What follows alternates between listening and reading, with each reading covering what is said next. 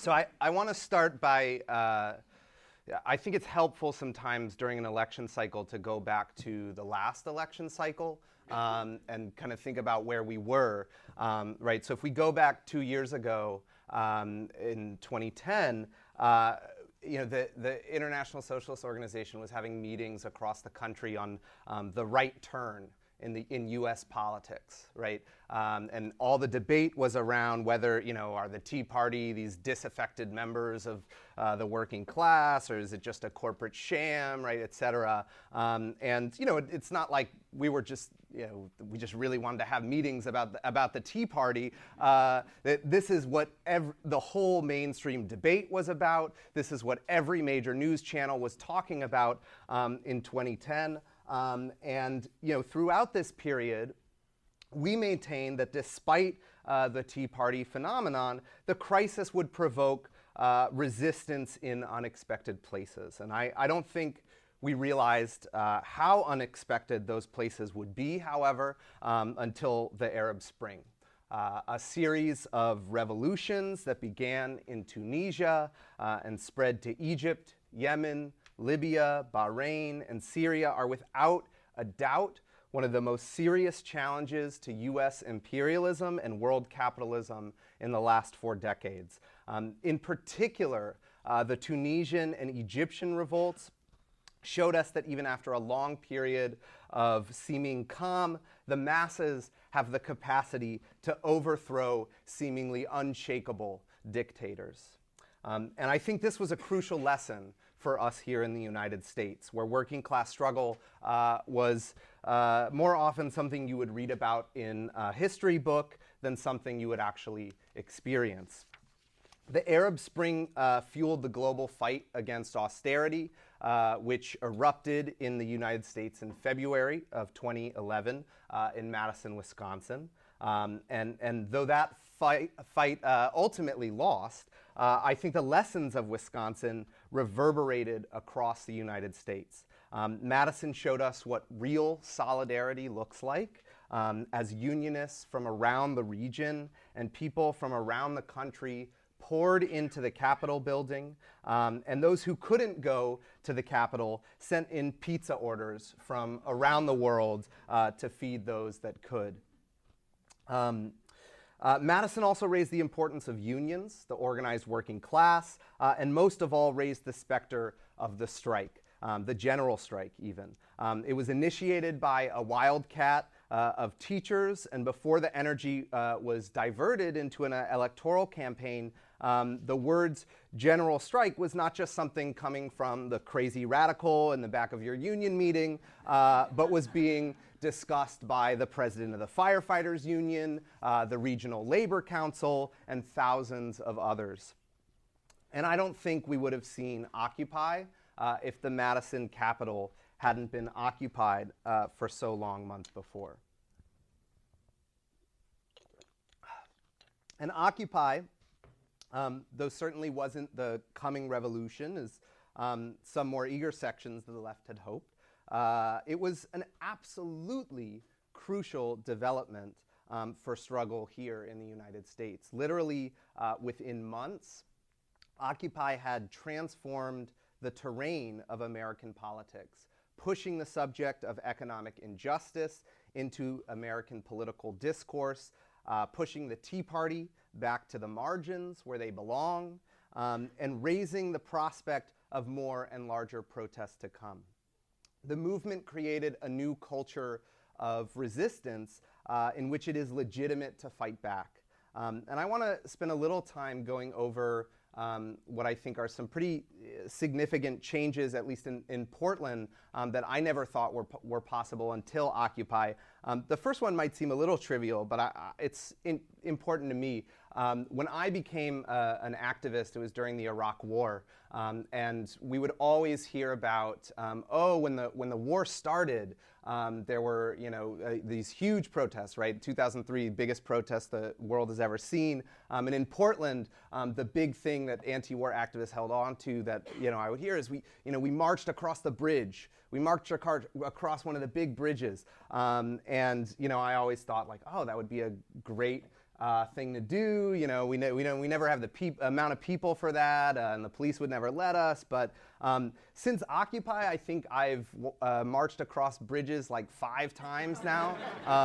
The last time in particular was amazing because it was with about 2,000-3,000 high school students who had walked out against budget cuts in the Upset March that happened. We marched across the Broadway Bridge. That was particularly beautiful.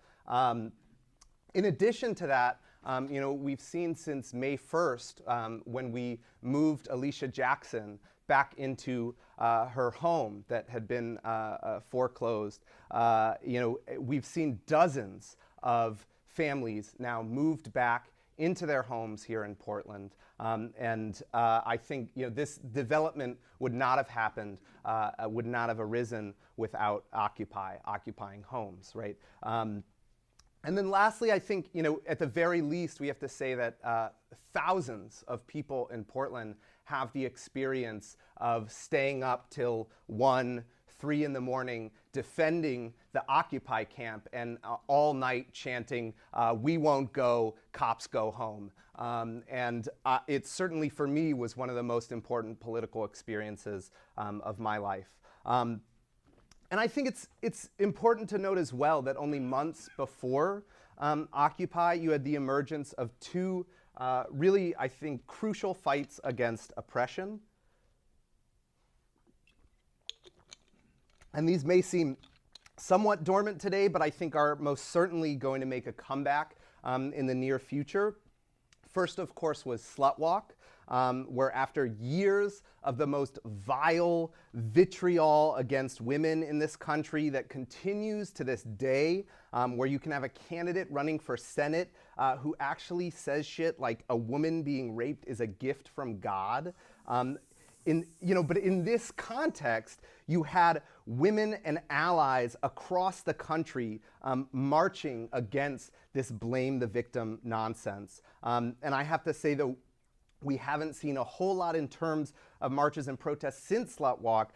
This is, nationally at least, this is obviously an issue that is simmering under the surface as these asinine congressional candidates make these statements, and as people like Sandra Fluke advocating for contraception are attacked by bigots like Rush Limbaugh. I think it's only a matter of time before we see this movement against the sexism that capitalism uses to divide us.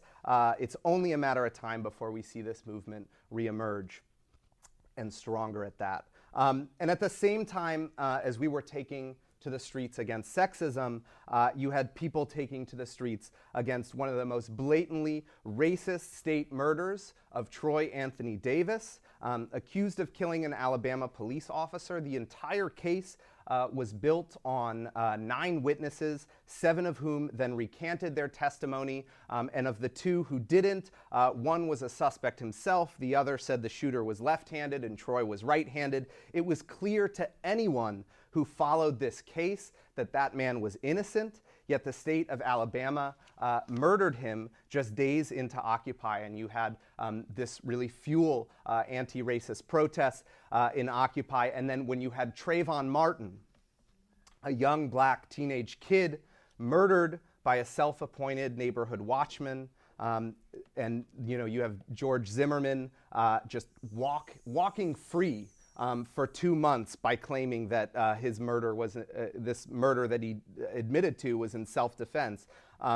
This exposed the racism that is built into the fabric of our criminal justice system. And protests erupted all over the country, led by black communities, and that is the only reason that Zimmerman was ever charged with a crime.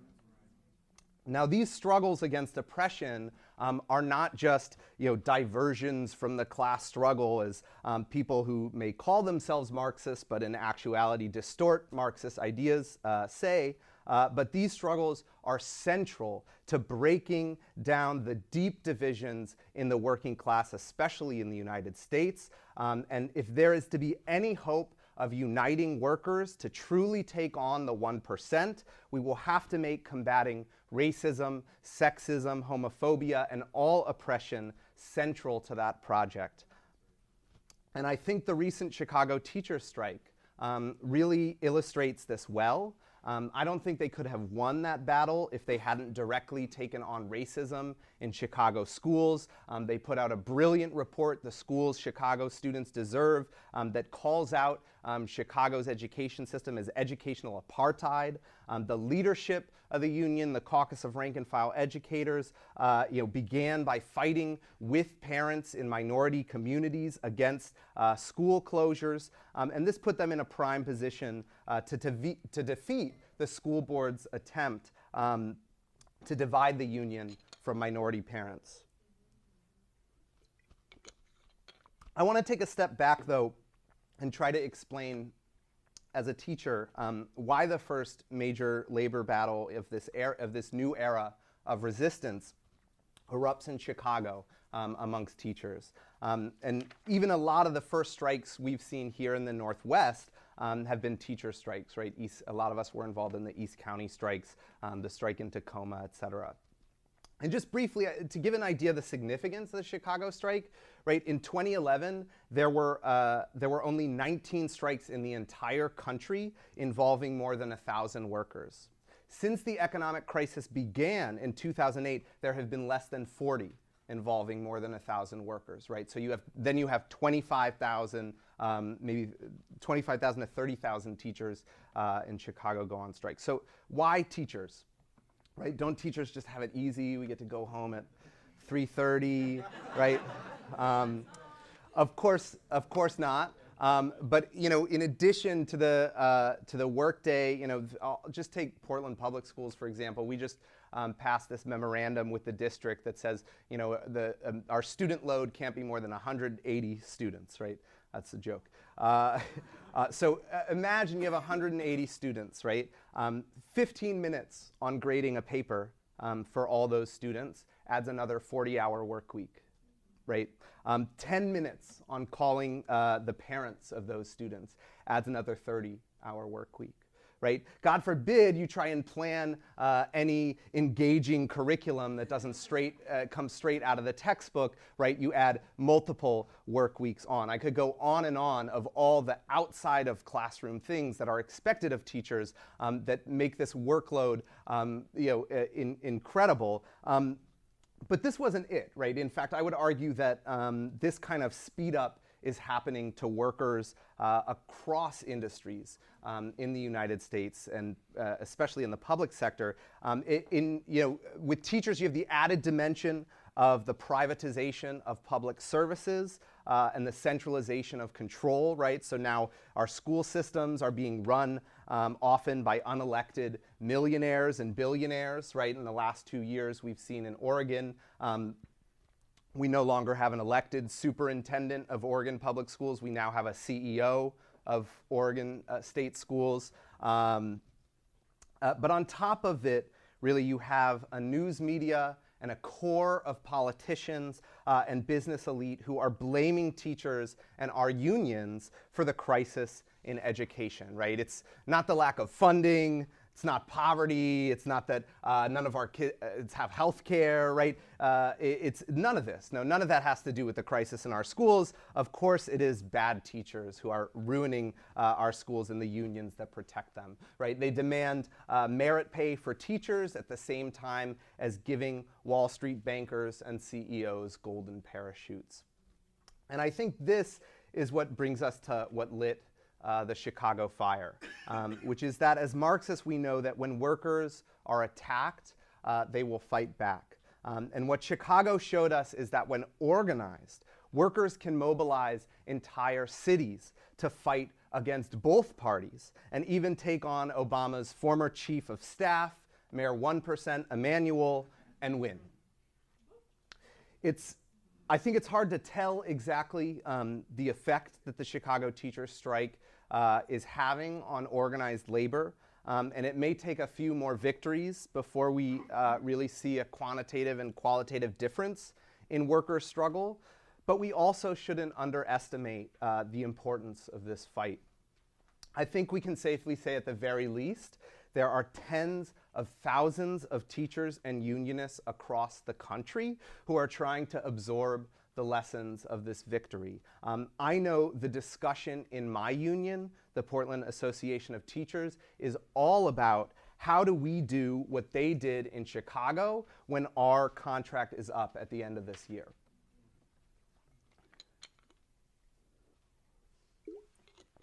All right. But I have to say that teachers in my union really, for the most part, have no idea where to start. Because I think that for a lot of us, it's a pretty daunting task. How do you solve the school crisis if you know that poverty is what's causing it, right? How do you get rid of the inequality of this barbaric system? As we watch Manhattan being buried underwater, how do we reverse the damage that global capitalism has caused, right? And I think first we have to say that we need more working people who understand the theory and the history of the working class. There is a new generation of students and workers who are hungry for anti-capitalist ideas, but the ideas of the ruling class will continue to claw back with a vengeance. Right now we have a growing opening to win thousands to working class revolution as the only solution to the capitalist economic and ecological crises. I think this opening began in 2008 when capitalism, in particular neoliberalism, was exposed for what it is, when the state, in a blink of an eye, marshaled trillions of dollars to prop up the banks. It opened an ideological break for many with capitalism, right? If they can save the banks, why can't they save our schools? Why can't they save those in foreclosure or those without health insurance for a fraction of what they gave to the banks? Now, that was the first significant crack that opened up a space for Marxist politics in the United States, and I think Occupy was the second, because it exposed another important lie that we're told, and that is that people are too complacent, too stuck to their computer or their TV to get off their butts and do anything like activism. And Occupy made national what Wisconsin began, and a larger space for Marxist politics opened up. But there's one particularly important missing ingredient for Marxists, and that is an organized working class, the only force in society that can hit the 1% where it hurts in their pocketbooks by withholding our labor and going on strike. And now the Chicago teachers have begun to open up that space, but there's still a long way to go. And I should mention here that I've focused mostly on the U.S., but this is really, as Rebecca mentioned, a global revolt. The occupations of the squares, the strikes going on in Europe, the pink wave in Latin America, the student revolt in Quebec, etc. In many ways, we have been catching up in the last 2 years to the rest of the world. We are part of this initial resistance that is developing internationally. But we also share the difficulties and the challenges of those movements, right? That is that the limits internationally of not having adequate organization, mass organization, political organization, ideological clarity, right? And this is why we continue to have these stops and starts of these movements all around the world, not just here, but in Egypt and Greece, right? There are real political difficulties and challenges because of the 30, 40-year one-sided class war that we are only now emerging out of. And we have to be a part of recovering that fighting working class tradition. Great. But we're in a period where history is beginning to move for the first time in decades. You can feel it moving. We have the potential to rebuild the left in this country, and you all will be a part of that. We have the potential to shape the left as it grows and rebuilds mass organization. Because as this election cycle has made clear, those at the top have no solution for the pressing problems of our age, whether it be climate change, the economic crisis, the crisis in our schools, you name it. We have to also, I think, have a sense of urgency because the opening that's created by this ideological crisis, it doesn't always flow to the left. I think we've seen this most starkly in Greece, where you have the beautiful emergence of Syriza, an anti-capitalist party that has given expression to the over a dozen general strikes in that country. But they've emerged alongside the fascist Golden Dawn Party. That is to say, I think that what we do matters because it can go either way. And that same dynamic is at play in the United States, where we can see that this election season has brought back to some extent the Tea Party and all these horrible backwards right-wing ideas as embodied in the Romney-Ryan campaign. So while the resistance movement in the US has made terrific strides in the last few years, we haven't yet come close, anywhere close, to shaking the foundations of the American political system like they have in Greece. And this is part of the reason I think the election is so close right now. It's readily apparent to most people, it's not readily apparent to most people that working class revolution is the solution or even possible. We have to convince them of that. But we have a real possibility of winning thousands of workers to that project. We have the possibility to build a revolutionary socialist party in the United States that can win a society based on human need rather than profit. One thing that we can guarantee, as Rebecca talked about, is that no matter who wins this election, conditions for workers in this country will continue to deteriorate, and workers, because of that, will continue to fight back in larger and larger numbers. Our job is to study and learn from that resistance globally and to help organize that resistance in the United States so that each wave is stronger than the last. And in order to do that, we need ideas, and we need to be able to answer all sorts of questions that are coming to the surface for people today. And that's the collective project of this conference and the regional conferences that the ISO is holding across the country. And I'm really excited to be a part of that today. Thanks.